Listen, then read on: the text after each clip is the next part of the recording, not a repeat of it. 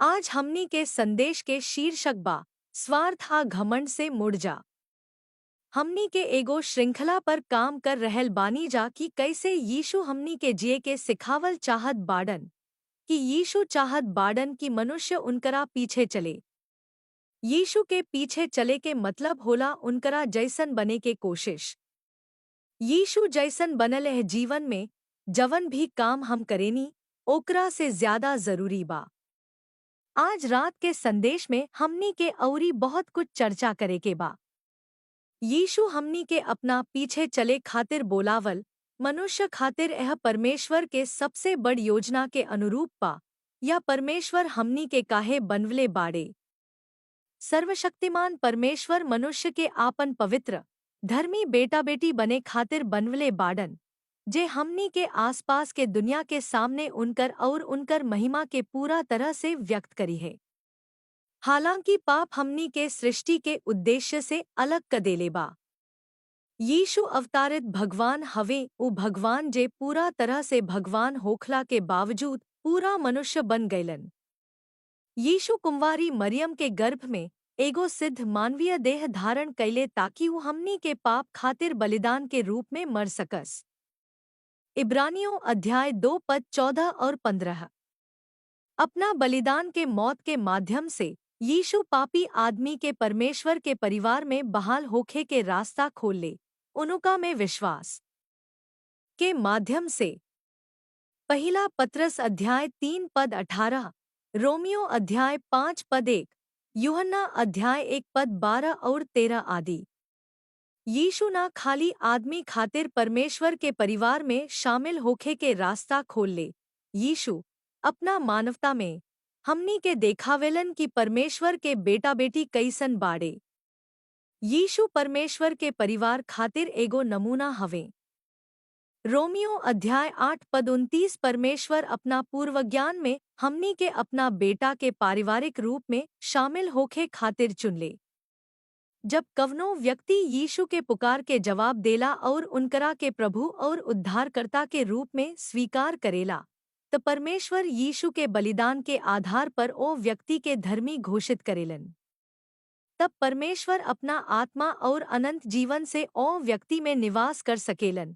उ एगो परिवर्तन के प्रक्रिया शुरू कर सकेलन जवन धीरे धीरे उ लोग के उहे जगह पर वापस ले आवेला जवन उ लोग रहे, यानी कि परमेश्वर के बेटा बेटी जे मसीह के जैसन हवें, चरित्र और व्यवहार में उनकरा जैसन जेकरा खातिर परमेश्वर उनकरा के बनवले बाडन। जैसे जैसे हमनी के सक्रिय रूप से यीशु के पालन करेनी जा, उनकरा जैसन बने के कोशिश करेनी जा, हमनी के परमेश्वर के शक्ति पवित्र आत्मा से चरित्र और व्यवहार में उनकरा जैसन बने में तेजी से बदलल जानी जा। जब यीशु धरती पर रहले तो परिभाषित कैले कि उनकरा पीछे चले के मतलब का होला कि अपना के नकारल। मत्ती अध्याय 16 पद 24 अगर केहू हमार चेला बने के चाहत बा त ओकरा अपना के नकार देबे के चाही, यानी कि उपेक्षा करे के चाही, पुरान दृष्टिकोण के छोड़े के चाही, अपना हित के भुलाए के चाही, आपन क्रूस उठा के हमरा पीछे चले के चाही। अपना के नकारला के मतलब बाकी जवना अंत खातिर रवा जियत बानी ओकरा के बदलल, अपना खातिर जिए से बदल के भगवान खातिर जिए में, अपना तरीका से काम करे से भगवान के इच्छा के चुने में, तबहू जब कठिन होखे और रवा कठिन महसूस करेनी। आदमी के भगवान के बजाय अपना मानक के हिसाब से जिए के असामान्य बा।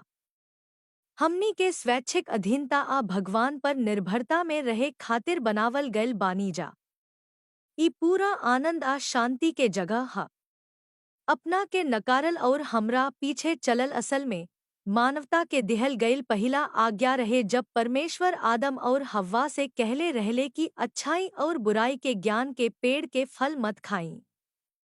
उ लोग के उहे चुनाव करे के चाहत रहे जवन हमनी के सब केहू के करे के चाही, उहे करे के जवन भगवान कहेले, ना कि उहे करे जवन हमनी के सही समझेनी जा।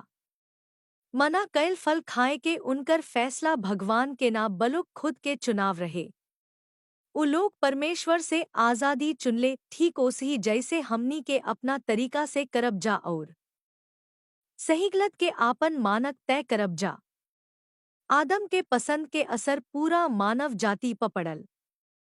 हमनी के सब के आदम से एगो भ्रष्टाचार विरासत में मिलल बा, जवना के चलते हमनी के आपन इच्छा और अपना रास्ता के परमेश्वर के इच्छा और परमेश्वर के रास्ता से ऊपर रखेनी जा। हमनी के जन्म से स्वार्थ के ओर झुकाव होखेला। हमनी के अपना के भगवान अवुरी दूसरा से ऊपर राखेनी। ए प्रवृत्ति खाली एह से ना जाला कि हमनी के यीशु के पीछे चले के चुनले बानी जा। हमनी के अपना मर्जी से मुड़े के कोशिश करे के हुई। जैसे जैसे हमनी का यह सीरीज पर काम करत बानी जा, हम रौरा सभे से निहोरा करत बानी की याद राखी कि मसीह जैसन होखे के इच्छा प्रदर्शन से पहले आवेला। उद्देश्य, इरादा भा मकसद उतने महत्वपूर्ण बा जतना कि प्रदर्शन। हो सकेला कि राउर दिल सचमुच में भगवान के तरीका से काम करे पर सेट होखे, लेकिन उका चाहत बाड़े एकरा के जाने में कुछ समय लागेला और फिर अपना में ओह चीजन के पहचाने में समय लागेला जवना के बदले के जरूरत बा। परमेश्वर के खुश करे खातिर रौवा के पूरा तरह से विकसित मसीह जैसन चरित्र के जरूरत नइखे, लेकिन रौवा के इरादा और उद्देश्य के पवित्रता के जरूरत बा। हम परमेश्वर के खुश कैल चाहत बानी और उनकर इच्छा के पूरा कैल चाहत बानी और हम ऐसन करे के प्रयास कैले बानी। यीशु लोग के बोला के कहले, हमार जुआ तोहनी पर उठाई, यानी कि हमरा अधीन हो जाई। अपना के नकार दी आ हमरा से सीखी, काहे कि हम नम्र आ दीन दिल हईं। मत्ती अध्याय 11 पद 29। ध्यान दी कि यीशु के अधीन होखे और उनकरा से सीखला के संदर्भ में यीशु अपना बारे में सबसे पहले ई बात कहले कि हम दीन और विनम्र हईं। दीनता आ विनम्रता दोनों चरित्र के अभिव्यक्ति हा, दोनों लक्षण अपना पर ध्यान देवे के विपरीत बा। विनम्रता के मतलब होला मन के दीनता। जे विनम्र होला उ भगवान आ मनुष्य से आपन असली संबंध देखेला। विनम्रता ई माने ले कि हम भगवान के सेवक हईं, आदमी के सेवक हईं। विनम्रता के संबंध क्रोध पर काबू पावे से बा। जब रौरा दुखी, आहत, निराश होखला का चलते नाराज होखी तब विनम्र होखे के मतलब होला अपना गुस्सा के रोकल, रौवा क्रोध के पाप के ओर ना ले जाए देनी और रौवा दूसरा के साथे ओइसन व्यवहार करेनी जैसे रौवा चाहत बानी कि रौवा के साथे व्यवहार कैल जाव। इफिसियों अध्याय 4 पद 26, मत्ती अध्याय 7 पद 12। विनम्रता आ दीनता में चले के कुंजी बा स्वार्थ आ अपना पर गर्व के पहचानल। घमंड विनम्रता के उल्टा होला। में अहंकार आ स्वार्थ मिलके काम करेला। स्वार्थ अपना के सबसे पहिले राखेला आ घमंड अपना के ऊंच करेला। रौरा सोचत होखब कि हम स्वार्थी ना हईं, बढ़िया इंसान हईं, लोग खातिर बहुत कुछ करेनी। हमरा गर्व नइखे कि हम अपना बारे में उच्च ना सोचेनी, असल में हम अपना बारे में बहुत कम सोचेनी। जब हम नाराज होखी त एकर पीछे एगो बढ़िया कारण बा। एहमे से कवनों के मतलब ही नइखे कि रौरा स्वार्थी नइखी, हमनी का सभे स्वार्थी हईं जा। अपना के सबसे पहिले राखल आ अपना के ऊपर उठावल सब कुछ रवैया आ उद्देश्य के बात होला। अक्सरहा स्वार्थ आ घमंड हमनी के काम से ना, बलुक हमनी के काम के पीछे के मकसद अवुरी रवैया से व्यक्त होखेला। प्रार्थना एगो बढ़िया बात हा, लेकिन दो लोग बिल्कुल अलग मकसद से प्रार्थना कर सकेला। एगो कलीसिया से बाहर निकल के विनम्रता से निहोरा करत बा और दूसरा गर्व से। एगो प्रार्थना भगवान आदमी के प्रति प्रेम के दिल से अभिव्यक्ति हो सकेला, जबकि दूसरा प्रार्थना के कहल जाला कि आदमी के प्रशंसा मिलेला। मत्ती अध्याय 6 पद 5। हमनी के अपना संगे ईमानदार होखे के चाही। काहे रौरा जवन चाहत बानी, भा जवन चाहत बानी उ कहत बानी? काई दूसरा लोग से ध्यान आ तारीफ लेबे आ अपना के ऊंचाई देबे खातिर बा? यह स्वार्थ आ घमंड हा। विनम्रता भगवान, आत्मा दूसरा के प्रति मन के एगो रवैया हा। ई परिप्रेक्ष्य प्रभावित करेला कि रउआ परमेश्वर और दूसरा लोग के प्रति कैसे प्रतिक्रिया देत बानी। विनम्र आदमी के आपन सही तस्वीर होला। परमेश्वर के प्रति विनम्रता पहचानत बा कि परमेश्वर के बिना हम कुछ भी ना हईं। गलाती अध्याय 6:3। हम कुछ भी नइखी जानत। पहला कुरिन्थियों अध्याय 8:2। हमरा लगे कुछो नइखे। पहला कुरिन्थियों अध्याय 4:7। हम कुछ भी ना कर सकेनी। यूहन्ना अध्याय 15:5। विनम्रता के मतलब ई ना होला कि अपना के मारल, अपना के नीचे गिरावल, भा तारीफ से दूर रही बा। हो सकेला कि रौरा बाहर से तारीफ से इनकार कर सकीले बाकिर भीतर से रौरा ओह में डूबल बानी या अपना विनम्रता पर गर्व करत बानी। यीशु विनम्र रहले, तबो ऊ हमरा लिए अपना जान दिए। समस्या ई बा कि हमनी का अपना बारे में ऐसन बात सोचेनी जा जवन सही ना होखे। हमनी के लागता कि हमनी के लगे सिर्फ भगवान से जादे बहुत कुछ बा। हमनी के लागेला कि हमनी के कवनो ना कवनो तरीका से दूसरा से बेहतर बानी जा। हमनी के जवन काम नइखी करत ओकर श्रेय लेवेनी। हमनी के मानना बा कि हमनी के बुद्धि आ ज्ञान, हमनी के क्षमता, हमनी के प्रतिभा, हमनी के रूप, हमनी के आध्यात्मिक प्रकाशन के चलते तारीफ के लायक बानी जा। हालांकि रौरा में हमनी में हर नीमन चीज भगवान के कृपा भा वरदान हा। जवन भी रौरा खातिर स्वाभाविक बा भा रौरा खातिर आसान बाऊ एगो कृपा हा। रौरा जन्म से हो सकेला भा भगवान रौरा के दे सकेले जब रौरा उनका सोझा आत्मसमर्पण करब। दोनों में से कवनो तरीका से इस सब भगवान के ओर से बा। ध्यान दी कि पौलुस का लिखले बाडन पहला कुरिन्थियों अध्याय 4:7 रौवा के केहू से बेहतर का बनावेला। तोहरा लगे का बा जवन भगवान तोहरा के नैखन देहले। अगर रौरा लगे जवन कुछ बा ऊ भगवान के हत काहे घमंड करी जैसे कि रौरा अपना बलबूते कुछ हासिल कर लहले बानी। रोमियो अध्याय 12:3 और 6 परमेश्वर के सेवक के रूप में हम रवा सभे में से हर एक के ई चेतावनी देत बानी। अपना बारे में अपना आकलन में ईमानदार रहीं। अपना आत्म के नाप यह बात से करी कि भगवान रौरा के केतना विश्वास दहले बाडन। भगवान हमनी में से हर केहू के कुछ खास काम के बढ़िया से करे के क्षमता दहले बाडन। हमनी के सब केहू के प्यार, स्वीकृति, आत्म के एहसास के असली जरूरत बा। लेकिन हमनी के भगवान से सम्मान और स्तुति के तलाश के बजाय ओह प्रेम, स्वीकृति और आत्ममूल्य के दूसरा लोग से खोजत बानी जा। हमनी के भगवान के महिमा दूसरा के भलाई खातिर जिए खातिर बनावल गयल बानी जा। अगर हमनी के भगवान के महिमा करे खातिर, उनकर आदर करे खातिर और उनकरा साथे ओइसन व्यवहार करे खातिर भलाई करी जा जैसन हमनी के साथे व्यवहार कइल चाहत बानी जा, त हमनी के प्रेम, स्वीकृति और आत्ममूल्य के उचित क्रम में मिल जाई।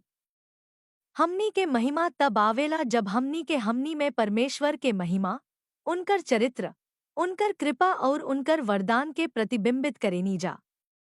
मत्ती अध्याय 5:16 तोहार भलाई के काम सबके देखे खातिर चमके, ताकि सब तोहार स्वर्ग में रहल पिता के स्तुति कर सके। अपना पर गर्व के पहचानल मुश्किल हो सकेला, खासकर के हमनी के दूसरा लोग के व्यवहार में। आडंबर हमनी के ई मान ले सकेला कि हमनी का लगे अपना के प्रचारित करे के बढ़िया कारण बा, काहे कि हमनी का असल में दूसरा लोग से बेसी होशियार प्रतिभाशाली सफल हो सकेनी जा। आत्मविश्वास के चलते हमनी के दूसरा के नीचा देखा सकेनी जा। पतित मानवीय स्वभाव जवन हमनी के सब केहू के लगे बा, ओकरा में अपना के ऊपर उठावे दूसरा पर राज करे के इच्छा शामिल बा। यीशु के शब्दन पर ध्यान दी। लूका अध्याय 22:25। घमंड हमरा के दूसरा से ऊपर राखेला भले ऊ खाली हमरा मन में होखे। धरती पर रहत घरी यीशु दू गो ऐसन लोग के बारे में बतवले जे अपना बारे में बहुत अलग नजरिया के साथे परमेश्वर से प्रार्थना कैले। एगो आदमी अपना के साफ साफ देखलस। दोसर का घमंड से खुद के धोखा देले रहे। लूका अध्याय 18 पद 9 और 14।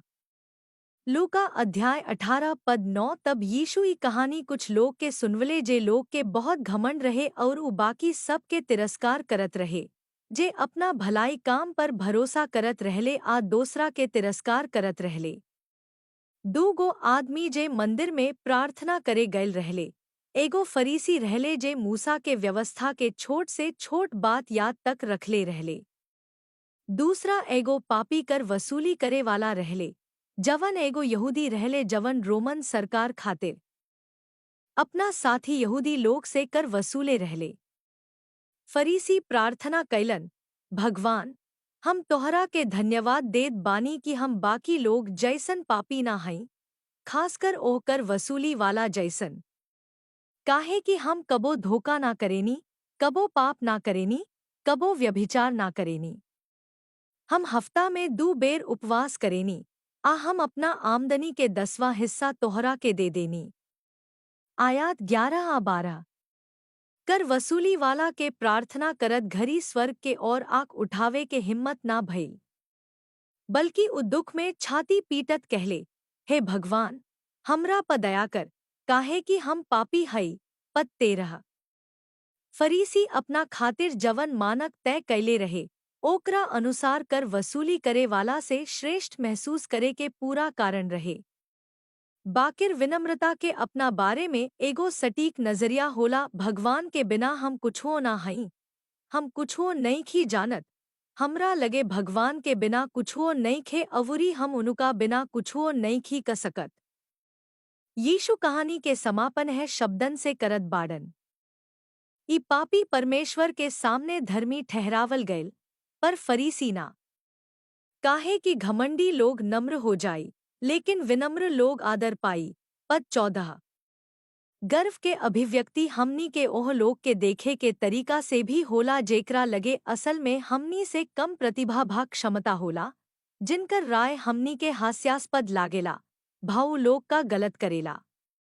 हमनी के ओह लोग के बारे में ओइसी बात करेनी जा जैसे फरीसी करदाता के बारे में कैले रहे, हमरा खुशी बा कि हम ऐसन नइखी। हम कबो उतना बेवकूफ ना होखब, उ बेवकूफ हा। यीशु एगो धार्मिक व्यक्ति के बारे में एह तरह से काहे बात करी है? मुद्दा इ नइखे कि उ धार्मिक आदमी के नाम लेले बाड़े, मुद्दा एकरा पीछे के रवैया बा, हम ओ आदमी से निमन बानी।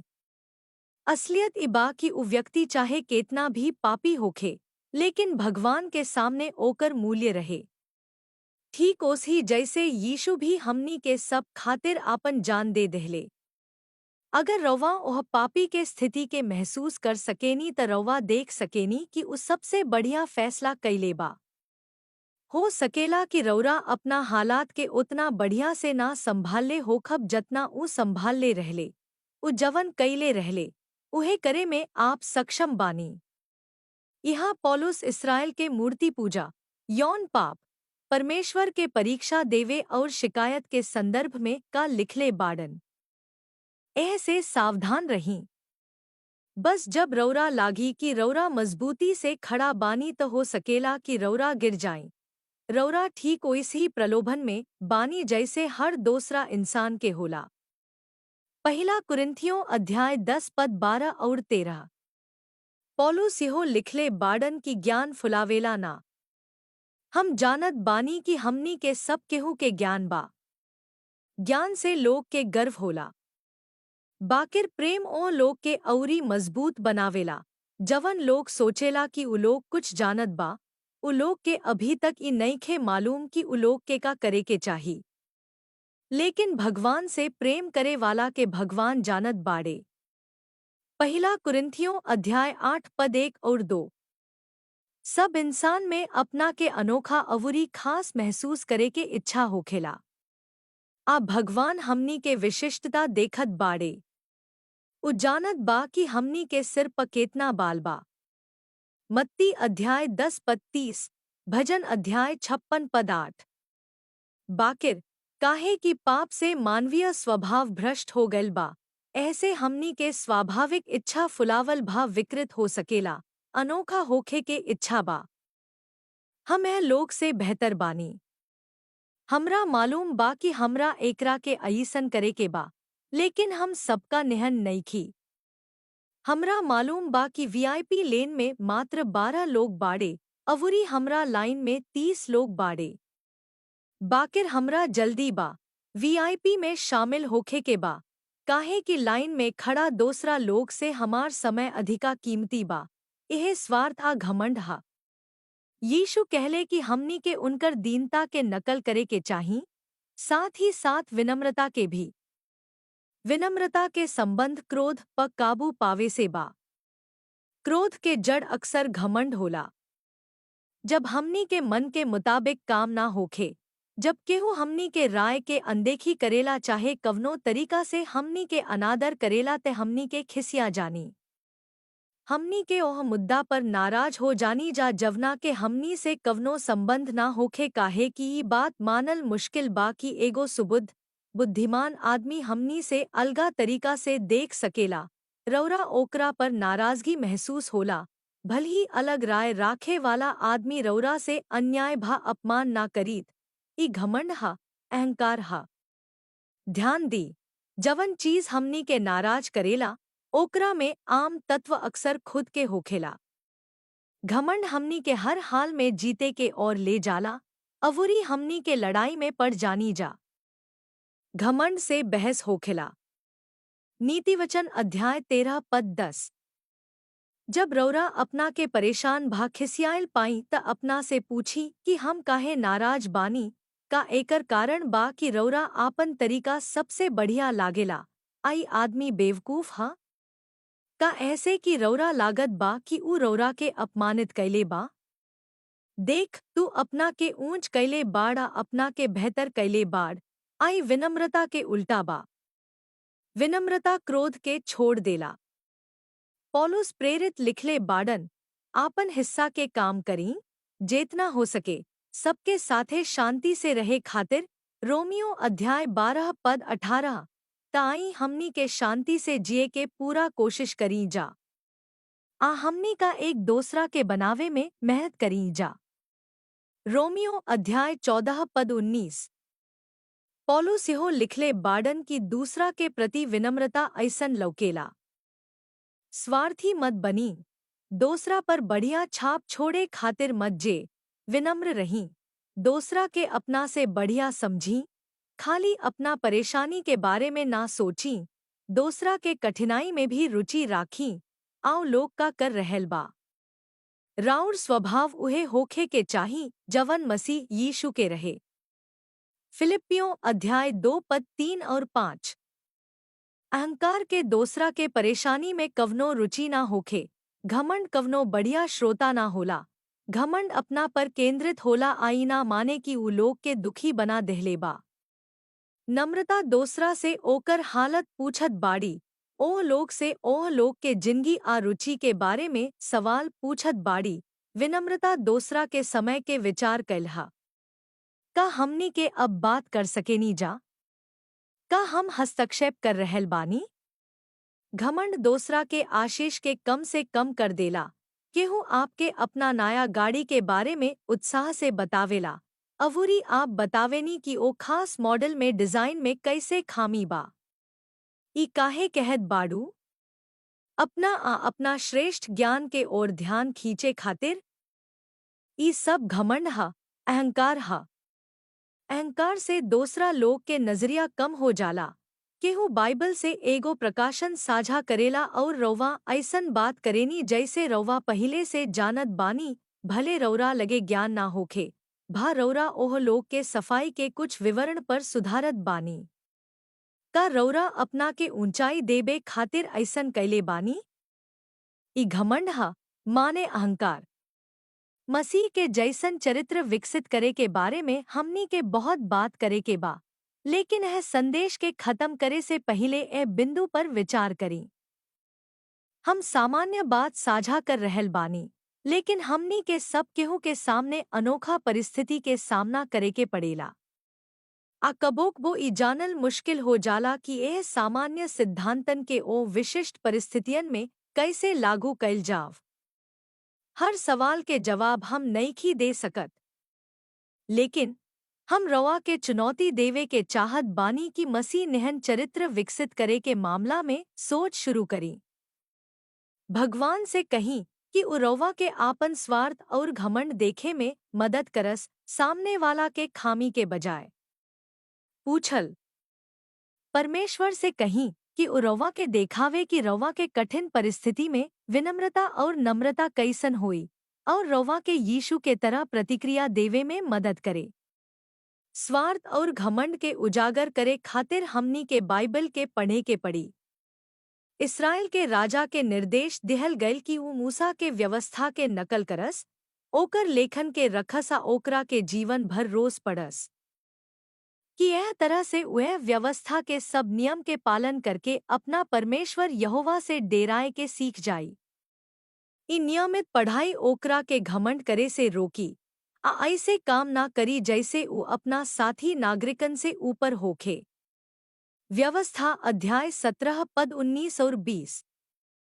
विनम्रता और नम्रता में चले खातिर पतित मनुष्य के अपना के नकारल चुने के चाही, अपना दम पर परमेश्वर के ओर मुड़े के चाही और विनम्रता और नम्रता में चले के चाही और एकरा के जवाब देवे खातिर मदद खातिर परमेश्वर के ओर देखे के चाही। हमनी के भगवान के सेवक अवुरी आदमी के सेवक हई। ध्यान दी कि यीशु का कहले बाडन की हमनी के कवना तरह के रवैया होखे के चाही। जब कवनो नौकर जोत भा भेड़ चरावे से लवटत बात ऊ खाली बैठ के खाना ना खाला, ओकरा पहिले अपना मालिक के खाना खुदे खाए से पहिले तैयार करे के पड़ी। आ गुलाम के कबो धन्यवाद ना दिहल जाला, काहे कि ऊ खाली उहे कर रहल बा जवन ओकरा के नियुक्त कैल गइल बा। ठीक ओही तरह जब रौरा हमार बात मानब त रौरा कहे के चाही कि हमनी के दास हई जा जे बस आपन कर्तव्य निभावले बानी जा। लूका अध्याय 17 पद 7 और 10। प्रभु रवा सभे के आशीष देस। आमीन।